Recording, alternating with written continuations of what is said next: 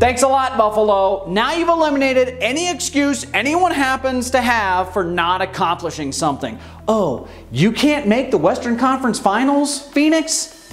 Well, Buffalo just defeated Minnesota by 21 on the road, so yes, you can. Answer this SAT question. If Derek Carr had 91% completion percentage versus the Broncos defense, then what will Patrick Mahomes have? And no, 11 billion% is not the right answer. Kareem Abdul-Jabbar is going to be a staff writer on the new Veronica Mars project.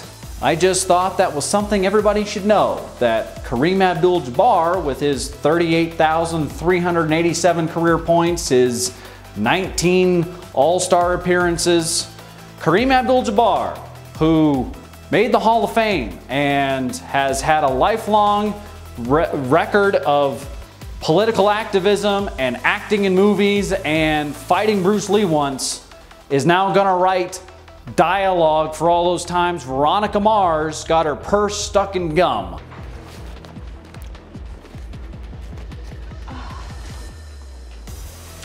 Lovely. I think WatchMojo has already made it into a top 10 list.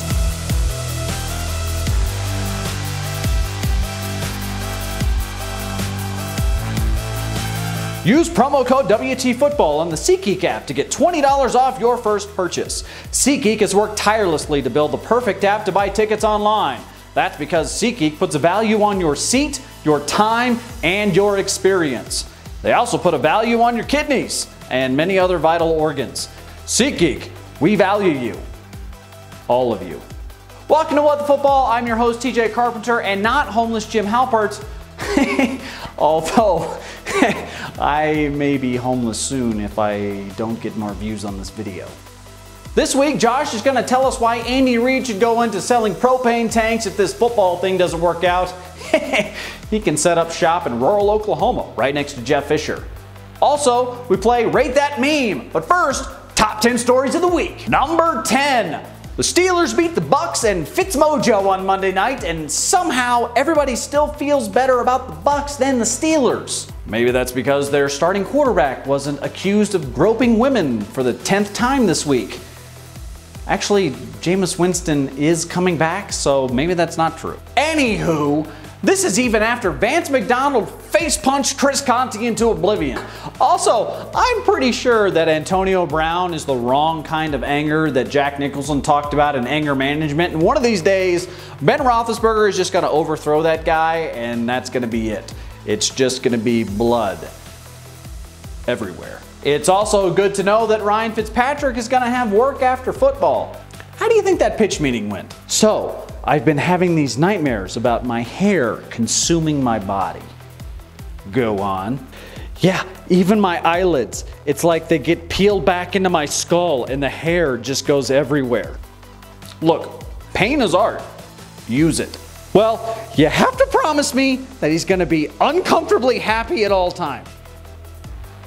We can do that. Number 3. This week, the Lions take on the Cowboys in a game that I expect to be more confusing and depressing than an episode of BoJack Horseman. Guys, I love your show, but you are asking a lot of your audience. Kind of like Jerry Jones, who is expecting Cowboys fans to accept a department store mannequin as their head coach. Or like Matt Patricia, who expects you to believe that he has a pencil behind his ear just in case he has to write upside down in a zero-gravity environment. And number 1, the Broncos have scheduled their execution for 7:30 p.m. Eastern Time Monday night. When the Chiefs are done with the Broncos, there's just going to be a skid mark where Mile High Stadium used to be. Asking the Broncos to beat the Chiefs is like asking a blobfish to kill an orca whale. Blobfish eat the poop of other fish to live. They cannot kill the apex predator of the sea. Unless, of course, they get lodged in the throat of the whale and it chokes and dies. And while this wasn't intentionally an analogy, very vivid analogy about Andy Reid being an orca whale and Vance Joseph being a blobfish, hey, if the latex suit fits, wear it. This game will include Joe Tessitore sounding like Meg Ryan in When Harry Met Sally. It will also include Jason Witten making generally no sense at all. and Booger McFarland, who's doing a damn good audition for the next Professor X. Just imagine it. That would be so great. Professor X, instead of being an English professor from England, instead of being an English professor from England, instead of being an English professor of physics, he's gonna be a former Louisiana State football player who loves catfish, but still Professor X. Hashtag Black Professor X. Coming up in a few minutes, we play Rate That Meme, but first, we have a top 10 list ribbed for your YouTube pleasure. Joshua Brisco sifted through all of your suggestions that Bill O'Brien's butt chin open up as a parking garage to find the top 10 jobs your coach would have if he wasn't your coach. Hey, I'm Joshua Brisco, and I'm wearing this Rick and Morty hoodie so we can better appeal to the part of the WatchMojo audience that's only here for the videos about the top 10 deadliest little boys in anime. Real thing. Also, I do genuinely enjoy Rick and Morty. This week in the WatchMojo community tab, we asked you what your team's NFL head coach would be doing if he wasn't in football. Here are your top 10 best answers. Number 10, Andy Reid would be a mall Santa. This one requires no Photoshop and no imagination, which is exactly what we strive for here on What the Football. Number 9, Bill Belichick would be a porn star. This one requires both Photoshop and imagination, and I refuse to use either of those for this specific answer. Number 8, Bill Belichick again, much better this time. He looks like a DMV clerk who is also a local history buff who takes the Civil War reenactments way too seriously. This one's perfect. Monday through Friday, 9 to 5, he works in a fundamentally joyless society. But on the weekends, he gets a little bit of pleasure from pretending not to know what a cell phone is whenever some tweenie bopper tries to take a picture of the sad old man dressed as a Confederate soldier. Number 7, Hugh Jackson would attempt to find cures for cancer, because in that line of work, one success every 2 years would actually be a tremendous breakthrough for society. Yes, this comment was mine. You guys weren't funny enough. Number 6, Jason Garrett would be a professional audience member because he just likes to clap it. I would have suggested that he be Jerry Jones's pool boy who never gets fired despite how many times he fails to skim the bugs off the top of the water, but that one works too. Number 5, we're gonna see what Steve Wilkes will be pretty soon. It's very good, because he's gonna get fired unless Josh Rosen saves his life. Good job, commenter. Number 4, football is association football, created in England in 1863, aka soccer. NFL is rugby with pads and forward passing. This guy is the worst. I would call this guy a troll, but he would probably point out that he is not, in fact, a dwarf or giant in Scandinavian folklore inhabiting caves or hills. I would also tell him that he should unplug for a little bit, but he would probably inform me that since he is a human being and not perhaps a computer or other electrical device plugged into an outlet, that he would not need to do such a thing. Language evolves, you caveman. Number 3, Ron Rivera would be a middle school gym teacher, but he's that teacher who tries to be fun and cool, and then the 12-year-olds learn to take advantage of it. I think this one's spectacular. Within those first few weeks of the school year, I think they figure out that if they go, "Coach Ron, I bet you can't climb that rope faster than we can," then he will successfully climb the rope faster than they can, but that whole thing will delay the start of class by about 10 minutes, serving the exact purpose from the perspective of the children. Number 2, Marvin Lewis would be either a chef or a waiter at a Mexican or Indian restaurant. No, the joke's on you. Marvin Lewis wouldn't exist without the Bengals. He is the Bengals, and the Bengals wouldn't exist without Marvin Lewis. They are Marvin Lewis. This is Marvin Lewis's divine purpose, and vice versa. Marvin Lewis and the Bengals are cosmically intertwined together for eternity. Number 1, Dan Quinn would own a Planet Fitness in Iowa who's also that parent in the stands that threatens other parents just for living. Not only is this one absolutely spectacular, I think I've met Not in Football Dan Quinn. I think Not in Football Dan Quinn coached my little brother's coach-pitched baseball team a few years back. He would repeatedly get ejected for arguing balls and strikes with the umpires. And he wore cleats, which I assume was just so he could throw them at any parents in the stands who may have been dissenting from his pure genius. That was Not in Football Dan Quinn, and he should probably be in prison. What did you think of our top 10? What did we miss? What would your head coach be doing if he wasn't in football?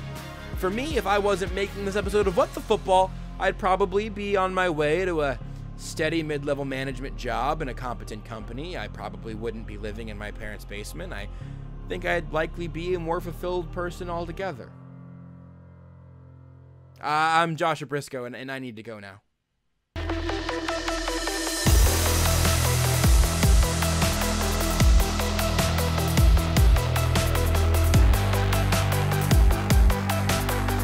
All right, guys, it's time to play Rate That Meme. As always, joining us from Kansas City, Missouri, it is Joshua Brisco, and joining us from Dallas, Texas, it is Ari Temkin. Gentlemen, are you ready to rate that meme? Josh, you look like a less racist Mike Ditka with those sunglasses.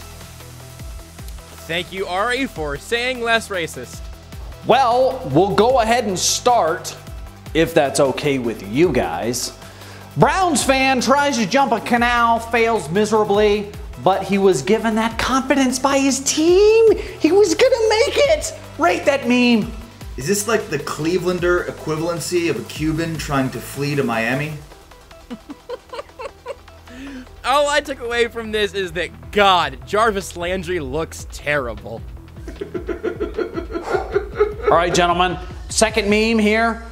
Ryan Fitzpatrick in week 2 is Con McGregor. And Ryan Fitzpatrick in week 3 is a pantsless Zach Galifianakis. Rate that meme. All I could say is that I hope that Ryan Fitzpatrick continues to play well so that we don't get Jameis Winston back, because the memes for Jameis are a lot less funny. Jameis Winston has more sexual assault allegations than Brett Kavanaugh. Really quick, Ari, actually he doesn't. All right, next meme up. Here we have a Tampa Bay Buccaneers defender running into a wall. That wall's name is Nick Foles. That cornerback, Tom Brady. That ball, the Super Bowl. Rate that meme. Man, TJ, I really hope he doesn't sue the league for CTE. Whenever I saw this meme, I just saw Clay Matthews, because that wall there is big, white, hard, and didn't do anything wrong. I'm just glad that the outside of the stadium wasn't flagged for roughing anyone. Also, a very nice Photoshop job here on Mr. Tom Brady. Mr. Brady here, number 12, but as you can see there, a dash representing their logo, representing their record. Everybody is so happy that Tom Brady is 1-2. Rate that meme. Woo!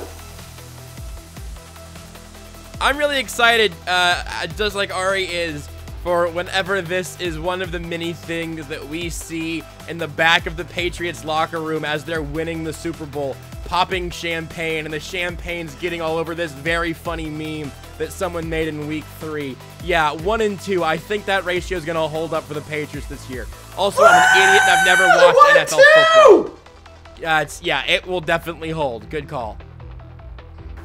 And finally, they are selling Browns We Want a Game gear. Rate that meme. Based on Sports Illustrated releasing this did actually happen, right? This isn't an actual meme. They are releasing like DVDs and t-shirts and... Yes, Ari. Everything on the internet is real. Well, I mean, all of because it. I saw Cleveland explode, like the people who lived in Cleveland didn't actually live in Cleveland. That was the way it appeared that they celebrated. Like, whoa, we don't actually live in Cleveland! Yeah, I think I'm going to let that one just sit there. TJ, thanks for having us for another episode of Rate That Meme. Well, gentlemen, this was generally useless. You guys didn't rate anything. I would say that this is, for the most part, a waste of everyone's time. So, I've heard that one a few you should times. feel very bad about that. No, go ahead, Ari. You go first. I thought it was fruitful. I also thought it was fruitful, TJ. It's not what he said, Ari. He said fruitless, and then I wanted to make a joke about how I've often been told that 5 minutes spent with me were relatively fruitless. It was a sex joke. That was the joke. Glad you got in there, though, too, Ari.